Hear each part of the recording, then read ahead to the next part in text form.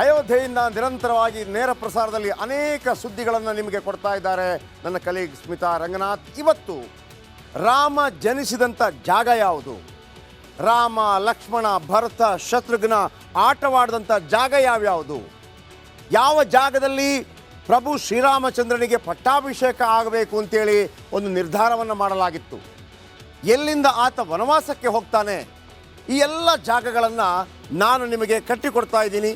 ನೇರವಾಗಿ ಅಯೋಧ್ಯೆಯಿಂದ ಸ್ಮಿತಾ ರಂಗನಾಥ್ ನಿಮಗೆ ಆ ವಿಚಾರಗಳನ್ನು ಹೇಳ್ತಾ ಹೋಗ್ತಾರೆ. ಯಾಕಂದರೆ 22ನೇ ತಾರೀಕು ಜನವರಿ 22ನೇ ತಾರೀಕು ಭವ್ಯವಾದಂಥ ರಾಮ ಮಂದಿರ ಉದ್ಘಾಟನೆಗೊಳ್ಳಲಿದೆ.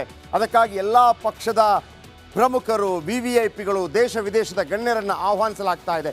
ಕಾರ್ ಸೇವಕರು ಮತ್ತು ಕರಸೇವಕರ ಫ್ಯಾಮಿಲಿಯನ್ನು ಕೂಡ ಆಹ್ವಾನಿಸಲಾಗ್ತಾ ಇದೆ. ಈ ಸಂದರ್ಭದಲ್ಲಿ ಇಡೀ ದೇಶಾದ್ಯಂತ ರಾಮ ನಾಮ ಸ್ಮರಣೆ ಜಾಸ್ತಿ ಆಗ್ತಾ ಇದೆ, ಹೆಚ್ಚೆಚ್ಚಾಗ್ತಾ ಇದೆ. ಬನ್ನಿ, ಆ ಬಾಲರಾಮನ ಲೀಲೆ ಜೊತೆಗೆ ಬಾಲರಾಮನ ಕುರುಹುಗಳಿರುವಂತಹ ಅಯೋಧ್ಯೆಯನ್ನು ನಿಮಗೆ ತೋರಿಸುವಂಥ ಪ್ರಯತ್ನ ಮಾಡ್ತೀನಿ ನೋಡಿ.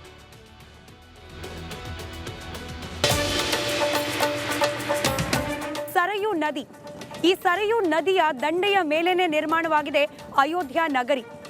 ರಾಮಾಯಣದ ಇತಿಹಾಸವನ್ನ ಹಾಗೆ ಪುರಾಣಗಳ ಪುಟಗಳನ್ನು ತಿರುವಿ ನೋಡಿದಾಗ ರಾಮಾಯಣಕ್ಕೂ ಶ್ರೀರಾಮನ ಜನ್ಮಕ್ಕೂ ಹಾಗೆ ಆತನ ಜೀವಿತಾವಧಿಗೂ ಈ ಸರಯೂ ನದಿಗೂ ಅವಿನಾಭಾವ ಸಂಬಂಧ.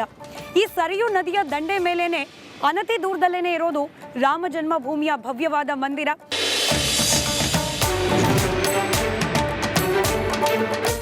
ಬಾಲರಾಮ ಆದಿಯಾಗಿ 4 ಸಹೋದರರು ಕೂಡ ರಾಮ, ಲಕ್ಷ್ಮಣ, ಭರತ, ಶತ್ರುಘ್ನ 4 ಕೂಡ ಇದೇ ಒಂದು ಆವರಣದಲ್ಲಿ ಆಡ್ತಾ ಬೆಳೆದಿದ್ರು ಅನ್ನೋದು ಇಲ್ಲಿನ ಸ್ಥಳ ಪುರಾಣ.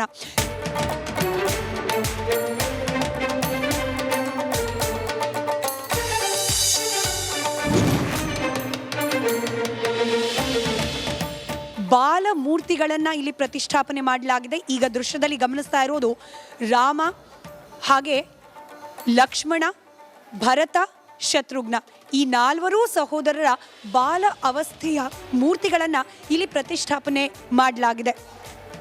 ಇದರ ಜೊತೆಗೆ 4 ರಾಣಿಯರ ಮೂರ್ತಿಗಳು ಕೂಡ 3 ರಾಣಿಯರ ಮೂರ್ತಿಗಳು ಕೂಡ ಇಲ್ಲಿ ಪ್ರತಿಷ್ಠಾಪನೆ ಆಗಿರೋದನ್ನು ತಾವು ಗಮನಿಸಬಹುದಾಗಿದೆ. ಇಡೀ ದಶರಥ ಮಹಾರಾಜನ ಪರಿವಾರವನ್ನ ಒಂದೇ ಕಡೆಯಲ್ಲಿ ಕಾಣಲಿಕ್ಕೆ ಸಿಗೋದು ಈ ಜಾಗದಲ್ಲಿ ಮಾತ್ರ.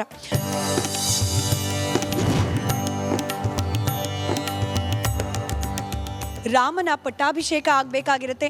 ಅದಕ್ಕೆ ಇಡೀ ಅಯೋಧ್ಯ ನಗರಿ ಸರ್ವಸನ್ನದ್ಧವಾಗಿರುತ್ತೆ. ಆ ಸಂದರ್ಭದಲ್ಲಿ ಕೈಕೆ ಬಂದು ತನಗೆ ನೀಡಿದ ವಚನವನ್ನ ದಶರಥ ಮಹಾರಾಜನಿಗೆ ನೆನಪಿಸ್ತಾಳೆ. 3 ವರವನ್ನ ನೀಡುವ ಆ ಒಂದು ಬೇಡಿಕೆ, ರಾಮನಿಗೆ ಪಟ್ಟಾಭಿಷೇಕವನ್ನು ನಿಲ್ಲಿಸಬೇಕು, 14 ವರ್ಷಗಳ ಕಾಲ ಆತನನ್ನು ವನವಾಸಕ್ಕೆ ಕಳಿಸಬೇಕು, ಹಾಗೆ ಭರತನಿಗೆ ಪಟ್ಟಾಭಿಷೇಕವನ್ನು ಮಾಡಬೇಕು ಅನ್ನೋ 3 ಕೋರಿಕೆಯನ್ನು ದಶರಥ ಮಹಾರಾಜನ ಮುಂದೆ ಇಟ್ಟ ಜಾಗ ಇದು ಅಂತ ಕೂಡ ವಿವರಿಸಲಾಗುತ್ತೆ. ಅದಾದ ನಂತರದಲ್ಲಿ ದಶರಥ ಇಡೀ ರಾತ್ರಿ ರೋಧಿಸ್ತಾ ದುಃಖಿಸ್ತಾ ಕಾಲವನ್ನು ಕಳೆದ ಜಾಗ ಇದು. ಹಾಗೆ ತಂದೆಯನ್ನು ಅರಸ್ತಾ ಬಂದ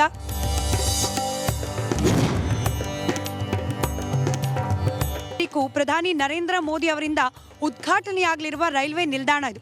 ಇದಕ್ಕೆ ಮುಂಚೆ ರೈಲ್ವೆ ನಿಲ್ದಾಣ ಇಲ್ಲೇ ಇತ್ತು, ಅಯೋಧ್ಯ ಜಂಕ್ಷನ್ ಅಂತ ಹೇಳಿ ಈ ರೈಲ್ವೆ ನಿಲ್ದಾಣವನ್ನು ಕರೆಯಲಾಗ್ತಿತ್ತು. ಆದರೆ ನಿನ್ನೆ ಕೇಂದ್ರ ರೈಲ್ವೆ ಇಲಾಖೆ ತೆಗೆದುಕೊಂಡಿರುವ ನಿರ್ಧಾರ, ಇನ್ನು ಮುಂದೆ ಈ ರೈಲ್ವೆ ನಿಲ್ದಾಣವನ್ನು ಅಯೋಧ್ಯ ಧಾಮ್ ಅಂತ ಹೇಳಿ ಕರೆಯಲಾಗುತ್ತೆ. ಬೋರ್ಡನ್ನು ನೀವು ಗಮನಿಸಬಹುದು, ನಮ್ಮ ಕ್ಯಾಮ್ರಾ ಪರ್ಸನ್ ಆಗ ಬೋರ್ಡ್ನ ದೃಶ್ಯವನ್ನು ತೋರಿಸಿದ್ದಾರೆ. ಅಯೋಧ್ಯ ಜಂಕ್ಷನ್ ಮರುನಾಮಕರಣ ಮಾಡಲಾಗುತ್ತೆ.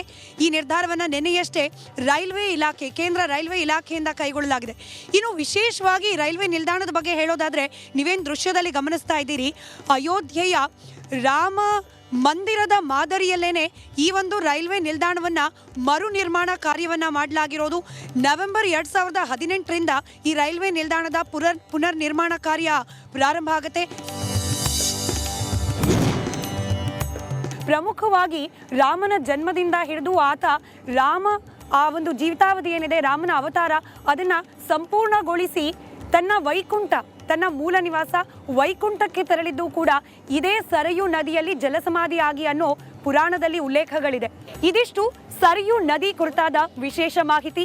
ಅಯೋಧ್ಯೆ ನಗರಿಯ ಕುರಿತಾಗಿ ಹಾಗೆ ಭವ್ಯ ರಾಮ ಮಂದಿರದ ಕುರಿತಾಗಿ ಮತ್ತಷ್ಟು ಮಾಹಿತಿಯನ್ನ ನಿಮ್ಮ ಮುಂದೆ ಹಂಚಿಕೊಳ್ತೀವಿ. ಕ್ಯಾಮ್ರಾ ಪರ್ಸನ್ ಮಧು ಜೊತೆ ಸ್ಮಿತಾ ರಂಗನಾಥ್, ರಿಪಬ್ಲಿಕ್ ಕನ್ನಡಕ್ಕೋಸ್ಕರ ಅಯೋಧ್ಯೆಯಿಂದ.